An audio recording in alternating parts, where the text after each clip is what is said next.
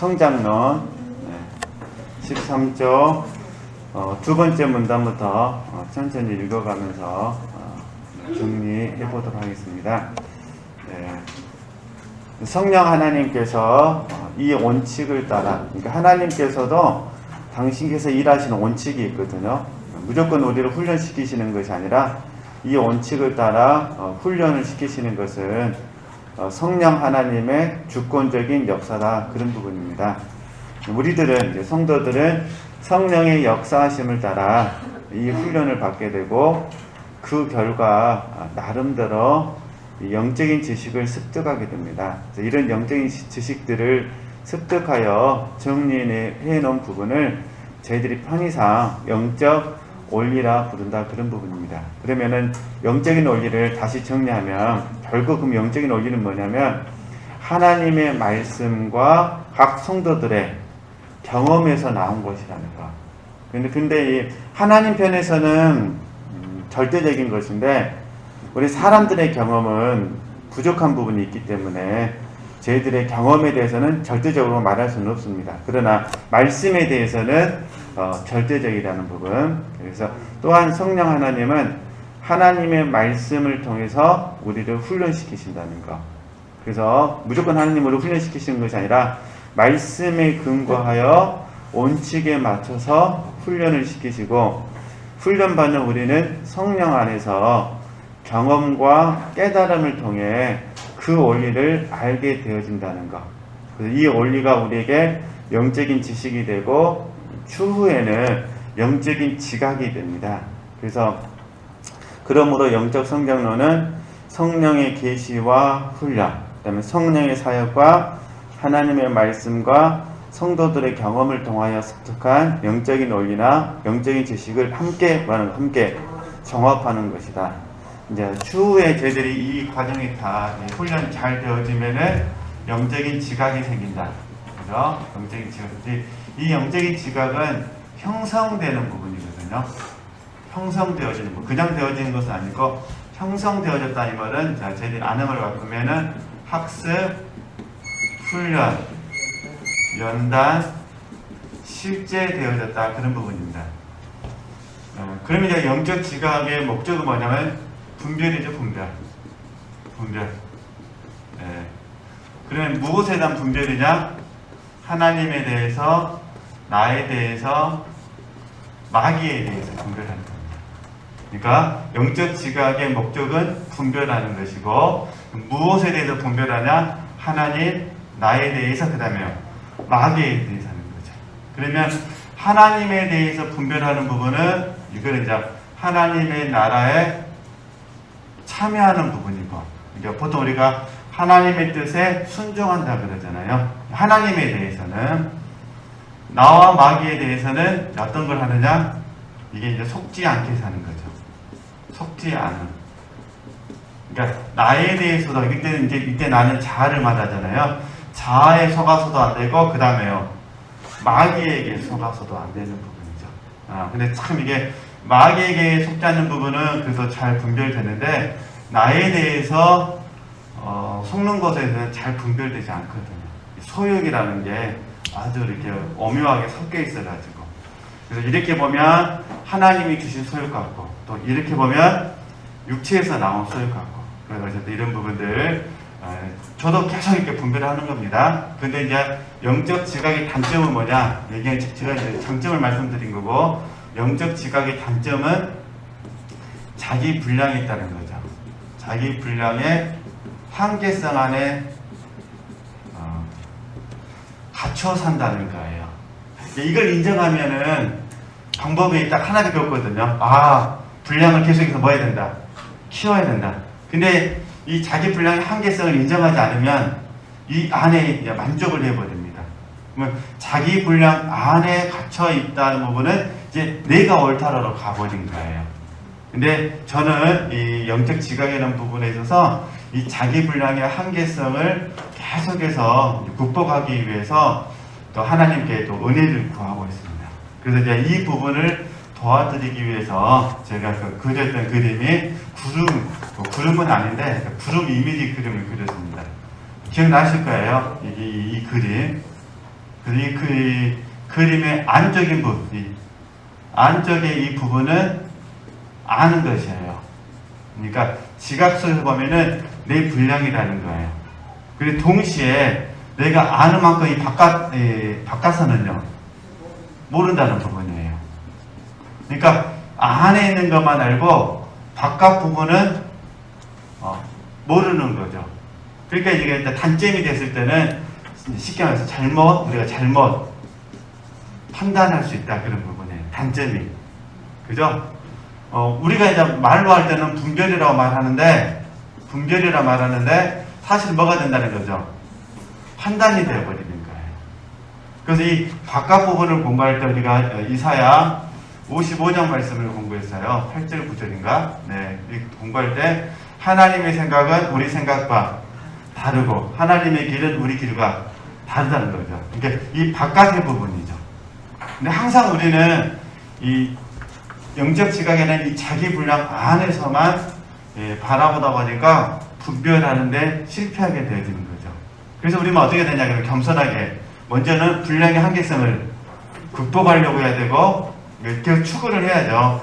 두 번째는 지금 현재 역사하시는 성령의 이 역사하심에 대해서 우리가 은혜를 구해야 되죠. 그래서 성령께서 이 역사해 주실 때 영분별의 은사를 통해서 역사해 주기도 하시고, 영분별의 은사를 통해서 역사하기도 하시고, 지금 성령께서 가르치시거나 생각나게 하시죠. 저희들이 이 부분을 빛비춤이라 배우셨잖아요. 성령께서 지금 가르쳐 주시거나 생각나게 하시거나, 아니면 우리에게 영분별의 은사를 통해서 우리를 분별시켜 주시죠. 다 분별의 과정이거든요. 그러니까 어찌됐든, 그래서 우리는 이제 할 수만 있으면 같이 가야 됩니다. 지각 플러스 뭐가 되는 거죠? 성령의 역사하심이 같이 가야 됩니다. 지각만 의지해서는 안 되고, 또 은사만 의지해서는 안 되고. 네, 잘 아시잖아요. 영분별 은사하고 지금 성령의 역사하심은 현재성의 문제거든요. 현재성. 근데 지각은 형성되는 것이기 때문에 우리에게는 지속성의 부분이죠. 그러니까 영적인 지각은 지속성의 문제고, 그 다음에 영분별 은사나 지금 성령의 역사하심은 일시적인 부분이죠. 지금 역사하지 않으면 나는 알 수가 없는 부분이기 때문에, 그래서 이 두 영역이 같이 갈 수 있도록 훈련하시면 도움이 되실 것 같습니다. 그럼 계속 이제 보도록 하겠습니다. 우리는 성령의 계시를 통해 영에 속한 그리스도인으로 형성되고, 성령의 훈련을 통해 하나님의 사람으로 빚어집니다. 이게 계시가 없으면 영에 속한 그리스도인이 될 수가 없는 부분이에요. 그죠? 성령의 사역은 생명과 능력으로 나타납니다.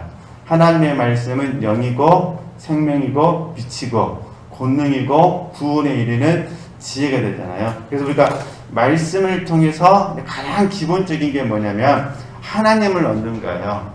가장 기본적인 게, 저하고 지체들이 영이요 생명이요 다 써놨습니다만, 딱 간단하게 말씀드리면, 먼저 우리는 말씀을 통해서 누굴 얻으셔야 돼요?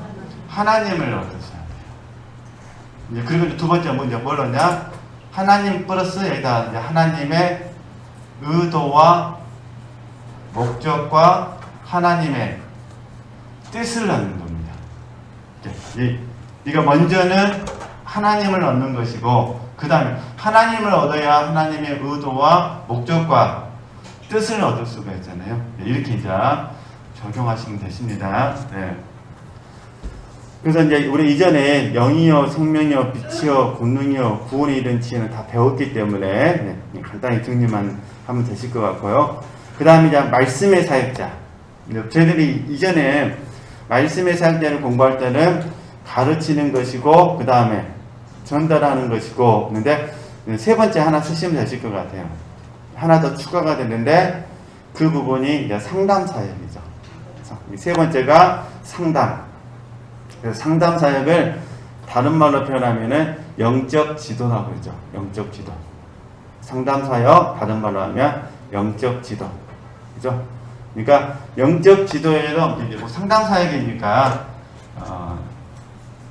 상담 사역이 이제 두 가지로 나눠지는 거예요. 첫 번째는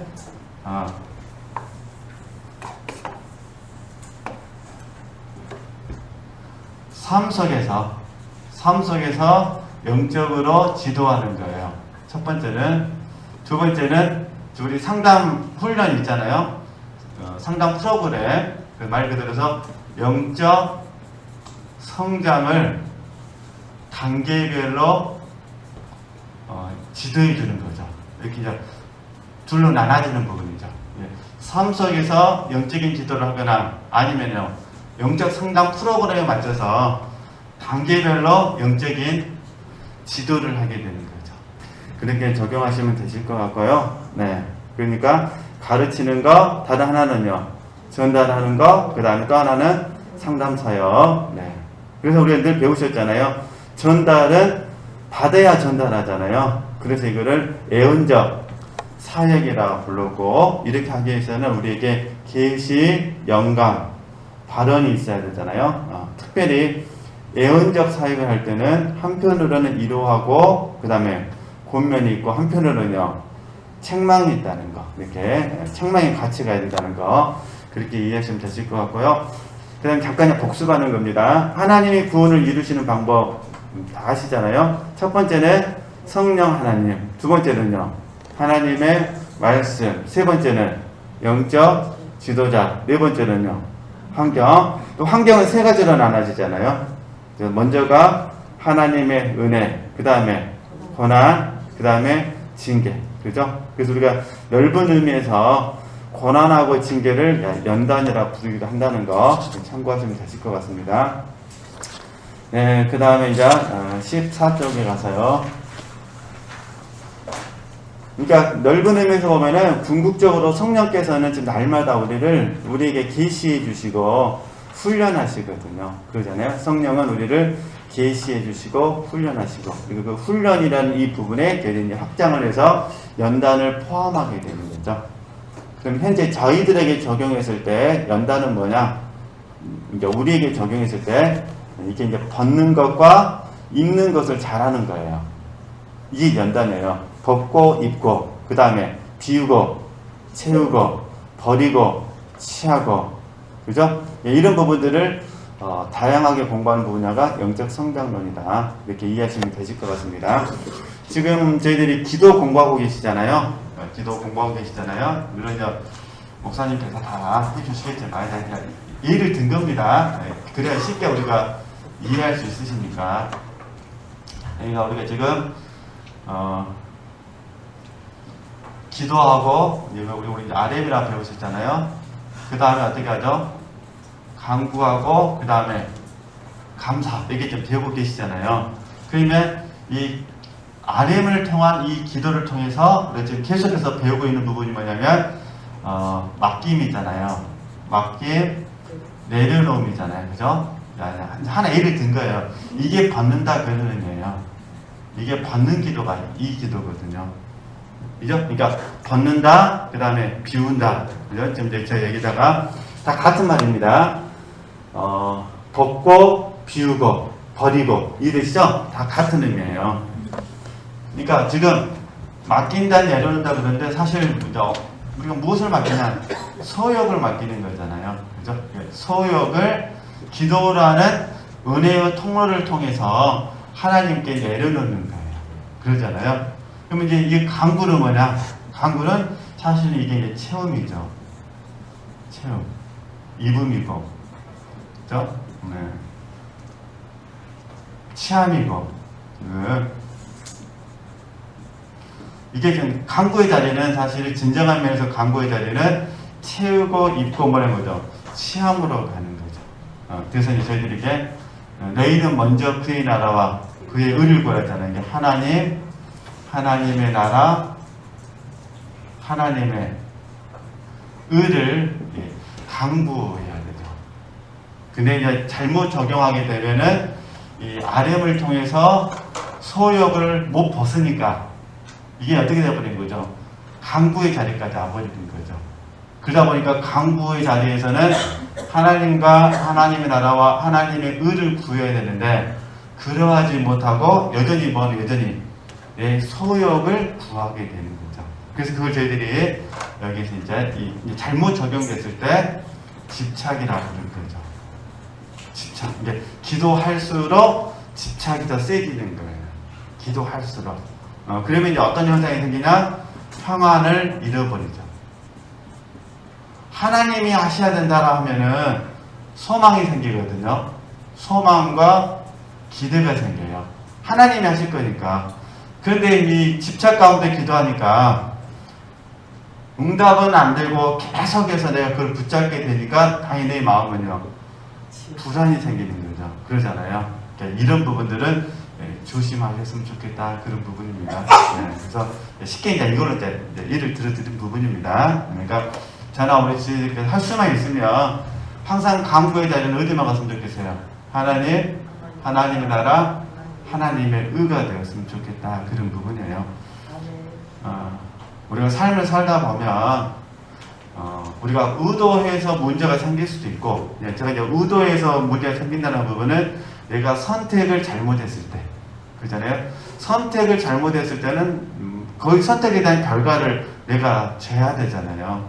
그때 이제 내 잘못한 부분인데, 또 삶을 살다 보면 나는 정말 바르게 살았는데 다른 사람이 잘못 선택함으로 말미암아 내가 피해를 입을 수도 있습니다. 저도 제가 생각해 보면서 사실 인생을 살다 보면은 어떤 문제가 있어요. 그런데 우리가 뭐 의도했든 의도하지 않았든 어떤 어려움이 생길 때, 고난이 생길 때 하나님의 나라와 하나님의 의를 구한다는 것은 사실 아까 제가 처음에 하나님을 얻어야 된다, 하나님의 의도와 목적, 하나님의 뜻 그랬잖아요. 이 부분이 이제 강구의 기도예요. 하나님의 뜻을 구하고 하나님의 의도와 목적을 구하는 거예요. 그죠? 네. 근데 그러면 이제 아렘의 기도에 실패했을 때 이 소욕은 항상 뭐에 관심을 가냐면 소욕은 하나님의 뜻, 하나님의 의도, 하나님의 목적이 아니라 항상 소욕은 나의 유익과 관련됐어요. 그러니까 나에게 도움이 안 될 거라고 생각되어지면은 소욕은 안 움직입니다. 나에게 도움이 될 거라고 생각되면은 소욕은 움직입니다. 그죠? 아무리 우리가 뷔페에 가가지고요, 그냥 음식 한 200가지 있어도요, 배 타질 정도 된 상태에서 뷔페에 가면은 구경만 합니다. 참 색깔 예쁘다. 근데 젓가락에 가요, 안 가요? 안 갑니다, 안 가. 근데 너무 배가 고프면요, 그냥 라면 한 그릇에 식은 밥만 있어도요, 이곳이 천국이다. 다 소욕. 그죠? 이게 나의 유익과 관련돼서 그거예요.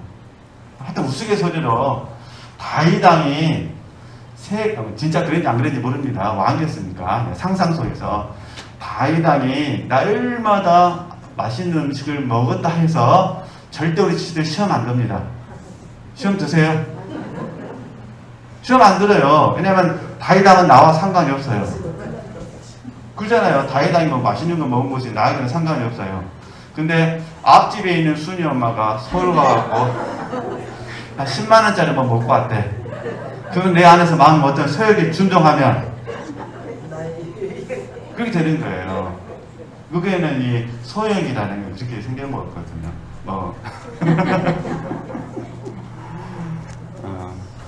그래서 우리가 사실은 이 소욕을 이론적으로는 잘 알면서도 다스려지기 어려운 이유가 갑자기 생겨서.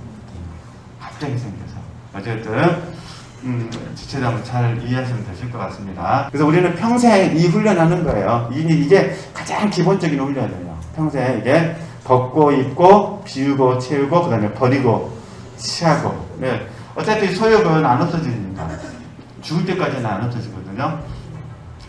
왜 죽어야 없어지냐면 소욕의 가장 기본적인 욕구가 몸에서 나오거든요. 몸에 의해서 소욕이 가장 기본적인 겁니다. 그래서 저희들이 가나안 7족속이 다 그런 건 아니지만 대부분 다 몸하고 관련됐어요. 가나안 7족속은 사실 다 그런 건 아닙니다. 그러나 가장 기본적으로 뭐가 관련돼서요? 몸하고 관련돼서요. 몸.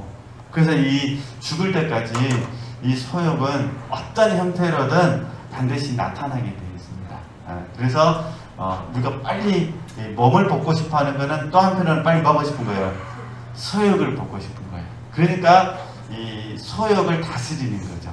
그래서 이걸 저희들이 절제라고 부르죠. 하여튼 이렇게 이제 예를 든 거니까 그렇게 이해하시면 되실 것 같습니다. 그러면 또 아래 부분 보면은 또 간증에 대해서 잠깐만 보도록 하겠습니다.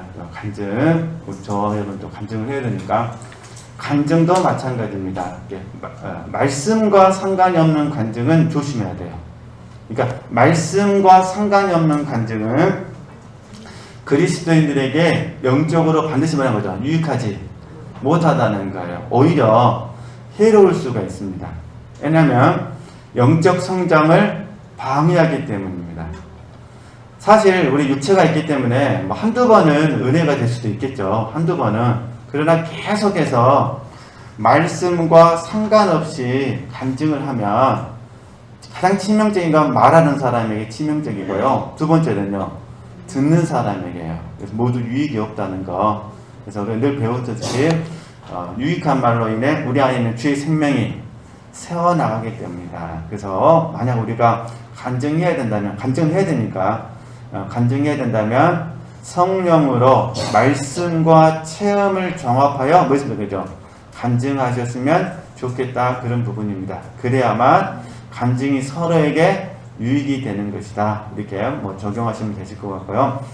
네, 그래서 이 부분을 제가 잠깐 또 보충해놨어요. 우리가 제가 잠깐 읽으면서 설명하면은 간증을 통해 은혜를 얻는 경우와 얻지 못하는 경우가 있는데, 상대방은 간증을 통해서 하나님 은혜를 나타내고자 하는데 듣는 나에게 문제가 있을 수도 있어요. 그러잖아요. 그래서 내가 영으로 받는다면 간증을 통해 하나님을 얻게 되죠. 유익이 된다는 거예요. 그러나 하나님을 얻지 못하면 상대방을 만날 뿐이야. 그 자를 만난다는 거예요. 그죠? 그래서 마치 지체들께서 내가 육신으로 받는다고 느껴지면 나를 바꾸시면 됩니다. 근데 내가 영인데 상대방의 자아를 만난다면 문제는 그에게 문제가 있을 수도 있다는 거예요. 그래서 정리하면 이런 부분이에요. 누군가가 내게 간증을 한다면 먼저 분별하라, 그런 부분이에요. 그분이 하는 간증이 영에서 나온 건지 아니면 육신에게서 나온 건지. 그죠? 이게 간단하게 이제 말씀드리면 영에서 나오는 건 어떤 의미냐면은 하나님을 자랑하고 싶은 거예요. 간단하게만 말씀드리면. 그러니까 영에서 나오는 거는 하나님을 자랑하고 싶은 거예요. 그러니까 더 하나님을 나누고 싶은 거예요. 하나님을 자랑하고 하나님을 나누고 싶은 것은 영이 되는 거죠. 그러면 이제 육신이 되는, 육신이라면요. 그럼 하나님 안에 누굴 자랑하고 싶은 거예요? 나를 자랑하고 싶은 거예요. 누구 이름을 이용해서요? 하나님의 이름으로. 그죠? 하나님의 이름으로 나를 자랑하고 싶은 거예요. 또 어떤 경우에는 시기심 때문에 그래요. 시기심. 이걸 이생의 자랑이라고 그러죠. 자랑. 또 뭐 칭찬받고 싶어서 할 수도 있겠죠. 또 우월감, 나를 과시하고 싶어서 이탄 나를 자랑하는 부분인데, 이렇게 이제 가장 기본적으로 구분할 수 있죠. 근데 만약에 저나 우리 지체들이 이 영적인 삶을 계속해서 잘 적용하여 사신다고 본다면, 우리는 여기서 이제 뭘 아느냐? 하나님을 자랑하고 하나님을 나누면 내 영이 기뻐합니다. 영이 기뻐해요. 이걸 저희들이 생명의 교제라고 그러죠. 근데 육신을 만나게 되면은 영이 안 기뻐해요. 이게 어디가 여기서 사망, 쓴맛을 경험하게 되죠. 이렇게 저희들이 이게 구분할 수 있어요. 그죠? 사망. 하나님과 분리되어지는 부분들을 경험하게 되는 거예요. 이제 무익한 말에 생명이 세워서 생명을 얻고 주님을 얻고 누구만 있습니까? 나만 있습니까? 그래서 먼저 우리 지체들께서 서로 간증을 해야 될 경우에는 먼저 서로 뭐 하셔야 돼요? 분별해 주셔야 돼요. 이해되시겠죠?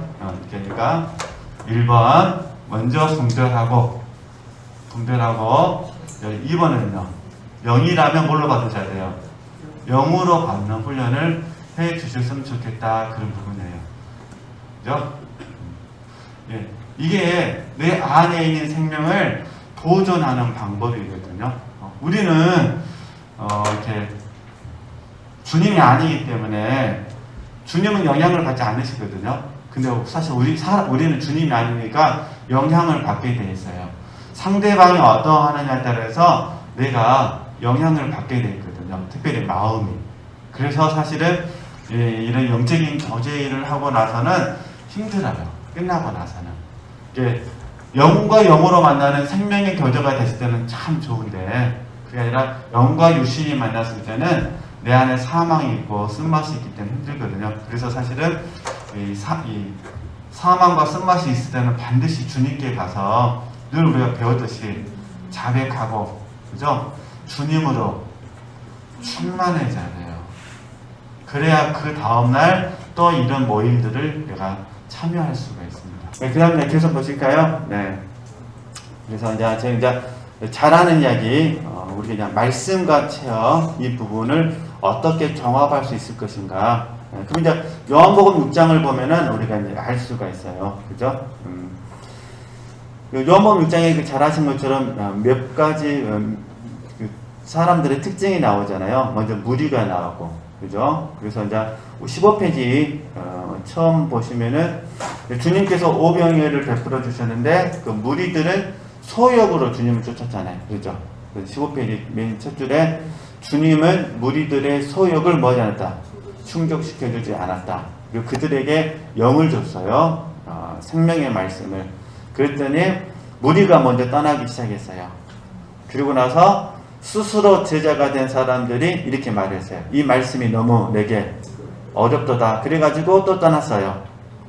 그러고 나서 주님께서 제자들에게 말씀하시잖아요. 너희들도 나를 떠나려 하느냐? 너희들도 가려고 하느냐? 그러니까 제자들이 아닙니다. 영생의 말씀이 주님께 있는데 우리가 누구에게 가겠습니까? 이렇게 말하잖아요. 물론 이때 당시에 제자들이 성장한 건 아니지만 그래도 참 감사하게 영생의 말씀을 어찌됐든 추구했다는 것에 대해서는 우리가 본받아야 되잖아요. 네, 그렇게 이해하시면 되실 것 같습니다. 그래서 우리 다시 이 부분을 통해서 영적인 진보는 이해되셨죠? 영적인 진보는 결국은요 말씀과 함께한다는 거. 예, 말씀이 없이는 영적으로 진보할 수 없다는 거. 그게 이제 두 번째 문단이에요. 근데 좀 우리가 여기서 하나 좀 경계해야 될 부분은 말씀은 반드시 우리에게 환난과 핍박을 가져다 준다는 거.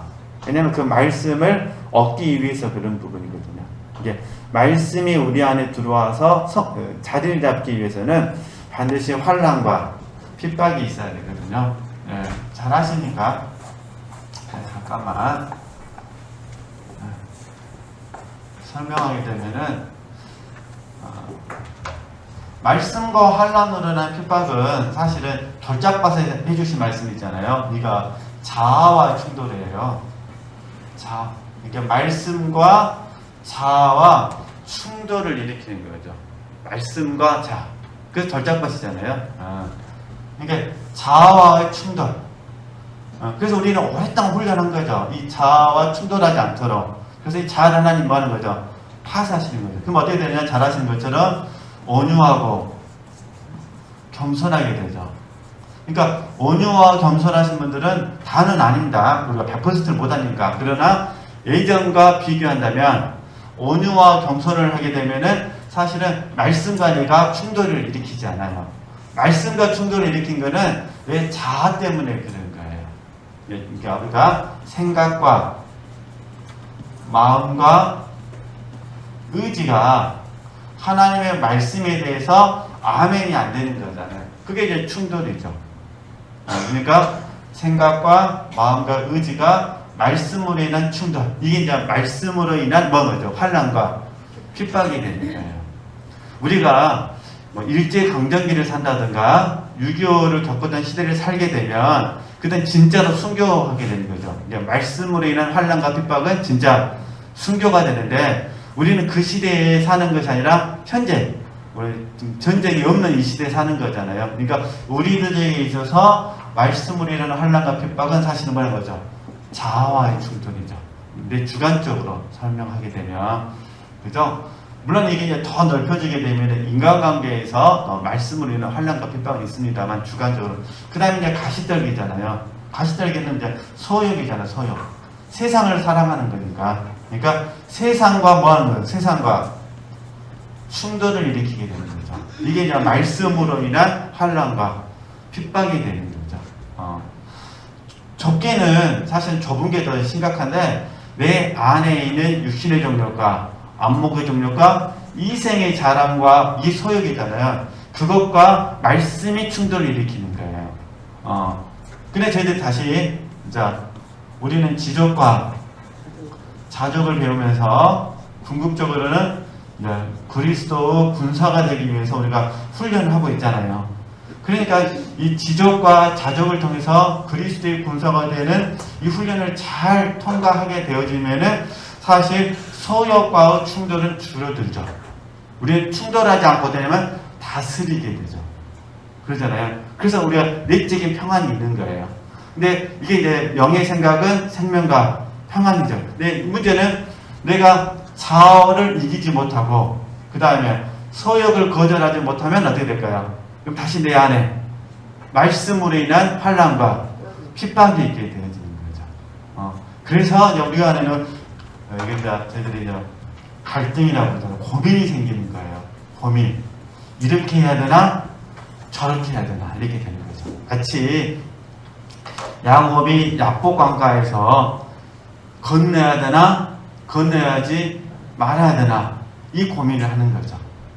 말씀으로 인한 환난과 핍박은 제가 이렇게 그냥 좋은 예화는 아닌데 한번 이렇게 설명을 해봤습니다. 그래서 끊임없이 저도 그렇고 지체들도 그렇고 계속해서 이런 부분이 있는 거예요. 그래서 이제 점점 우리가 이제 깊어지고 넓혀지면 어떻게 되느냐?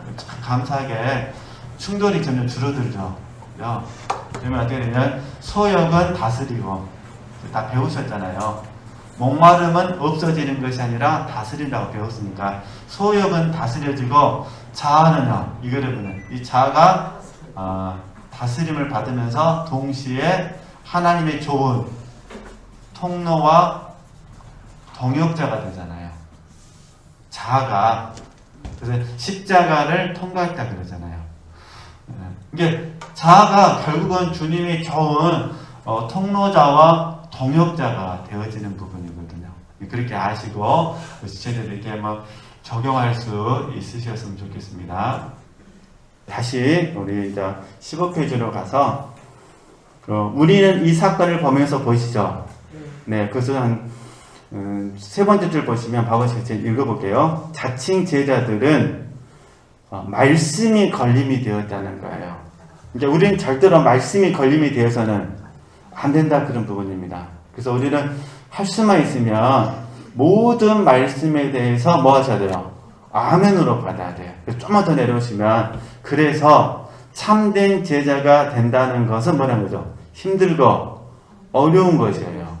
즉 말씀만 있으면 좋은데 제자가 되고자 하는 이에게는 반드시 말씀으로 인한 환난과 핍박이 함께 오기 때문에 그렇다 그런 부분입니다. 그럼에도 불구하고 이제 저와 여러분이 이제 이렇게 하나님께 거룩한 소원을 가지셨으면 좋겠어요.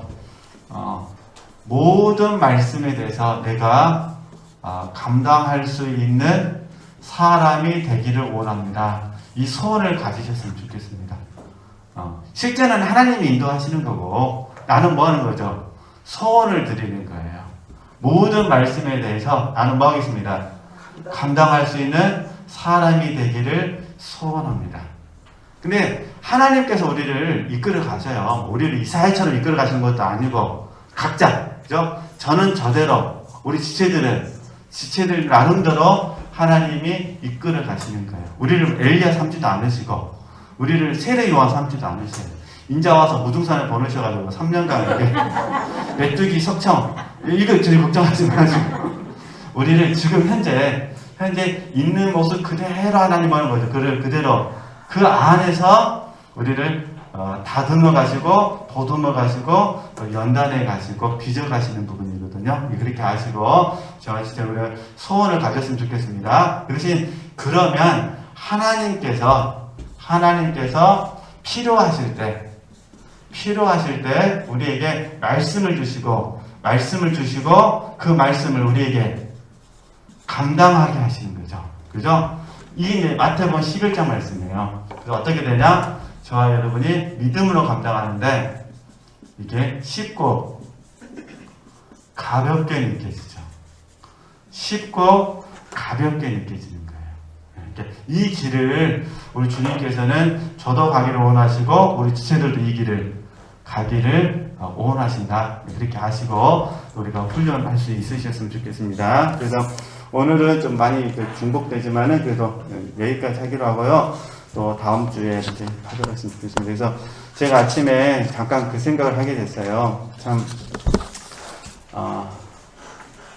저희는 다 지금 현재 살아있잖아요. 그래서, 살아있음에 대해서, 감사를 해야 되는데, 그 생각을 해보게 된 거예요. 왜 내게 살아있음에 대해서 내가 감사해야 될까라고 생각을 하고 있는데, 그때 제가 와서 주어졌던 깨달음은 뭐냐면은, 기회가 주어졌기 때문에.